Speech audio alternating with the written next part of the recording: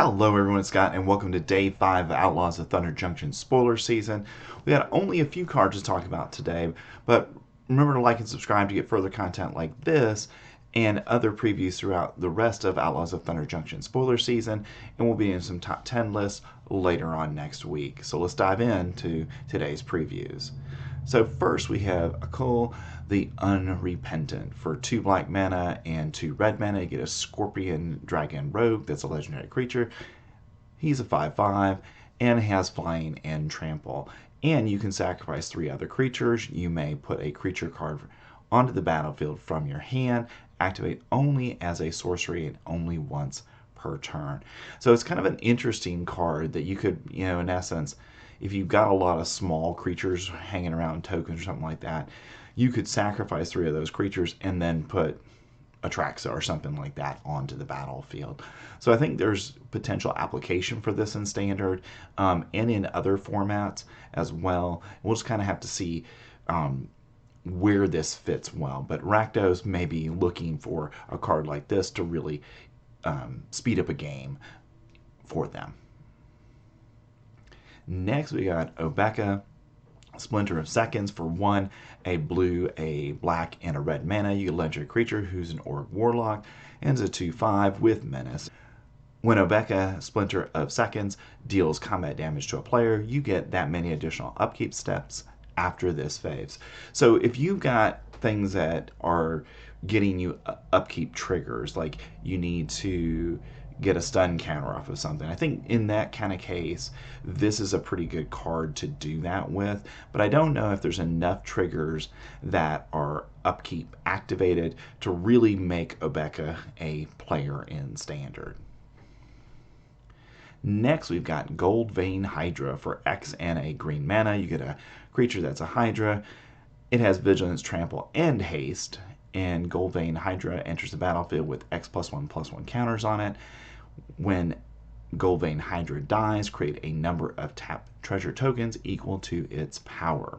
So I think this is a really good card because it has haste. So you can play it for a bunch of mana in the late game and then hit your opponent and you're going to get your trample damage through. So the deck that in my mind might most want this is that Temur Nissa deck that we've got out there.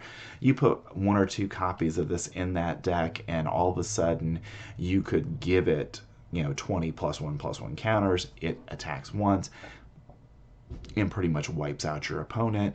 And if for some reason that doesn't happen, then you create it and they're able to kill it. Well, you get that many treasure tokens, and that leads you to being able to do something else with a couple of the direct damage spells in that deck. So I think this might be where this finds its playability.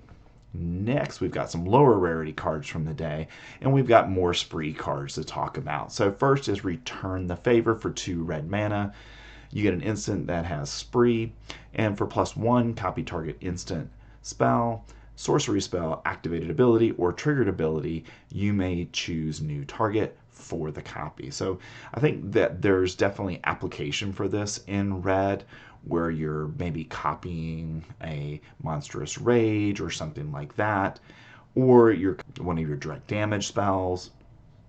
So I think there's definitely a place for this in a red deck, but again, I think it's more of a spell slinger deck. And for the other +1, you can change the target of target spell or ability with a single target, which I think is the more interesting one here, because a lot of times we will end up with protection spells that prevent you from targeting something, and this is a way to move that target to something else. So I think there might be some playability there, but interesting card in and of itself. When we'll see if it has any standard playability. Certainly limited. I think this is a pretty good card to have. Next, we've got Trash the Town. For a green mana, and it's another instant with spree. And for 2 mana, you can put 2 +1/+1 counters on target creature. For an additional 1, target creature gains trample until end of turn. And for an additional 1, until end of turn, target creature gains, when this creature deals combat damage to a player, draw 2 cards. So I really like this card. We've already got a couple of decks. There's that Gruul deck that we already have in Standard that's decent, that this card would fit kind of nicely in because it doesn't have a problem developing its mana. So you could do this, you go ahead and give something +2, you give it trample, or you get that ability to draw cards when it does damage to a player. So I think there's definitely a playability for this one because of the modal nature of it is, I think, solid. So this is, of these two, certainly the one I would think is going to be more playable in Standard. Next, we've got Metamorphic Blast. For a blue mana, you get an instant that has Spree, and for 1, until end of turn, target creature becomes a white rabbit with base power and toughness 1. Or for 3, target player draws 2 cards. So for the draw ability here, that's kind of overcosted for this, but the ability to turn somebody, say Sheoldred or Atraxa, into a 1/1 rabbit, I think that's a really good ability. And in combat, this is, in my mind, a very solid combat trick that really could turn the course of a game. So I think it'll at least be tried in that way because of that particular ability. And if you have the mana lying around, you can spend those additional 3 mana to go ahead and draw those 2 cards. Next, we've got Full Steam Ahead. For 3 and 2 green mana, you get a sorcery. Until end of turn, each creature you control gets +2/+2 and gains trample, and this creature cannot be blocked by more than 1 creature. So very nice ability here. Again, this is probably more of a limited card, but there might be some as a one of in a green deck where you want to go ahead and push extra damage, and the ability to have trample also is very important in Standard because we want to be able to push damage through to hopefully do those last few points of damage, and this is certainly a card that would help with that, but I don't see it main deckable or even really a sideboard card in Standard, but in Limited it's a very nice spell to have. Next, we've got Shepherd of the Clouds. For 4 and a white mana, you get a creature that's a Pegasus. It's a 4/3 with flying and vigilance. And when Shepherd of the Clouds enters the battlefield, return target permanent card with mana value 3 or less from your graveyard to your hand. Return that card to the battlefield instead if you control a mount. So I think if this is going to see any Standard play, it would be in a mount deck where you're going to be able to have a mount in play when you cast this to bring something back from the graveyard. Outside of that, for 5 mana for a 4/3, in current Standard, it's just too high of a cost to see anything in terms of Standard play. Limited, I think it's a good card, and I think it'll see play there. Next, we've got Hollow Marauder. For 6 and a black mana, you get a Spectre Rogue. That's a 4/2, and this spell costs 1 less to cast for each creature card in your graveyard. It has flying, and when Hollow Marauder enters the battlefield, any number of target opponents each discard a card. For each of those opponents who didn't discard a card with mana value 4 or greater, you get to draw a card.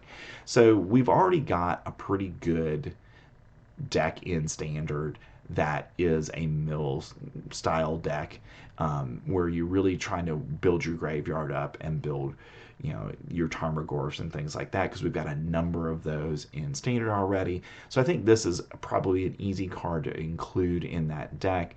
You get a 4/2, that's a flyer. Those cards tend to not have that evasiveness of this. So I think it definitely will see some Standard play.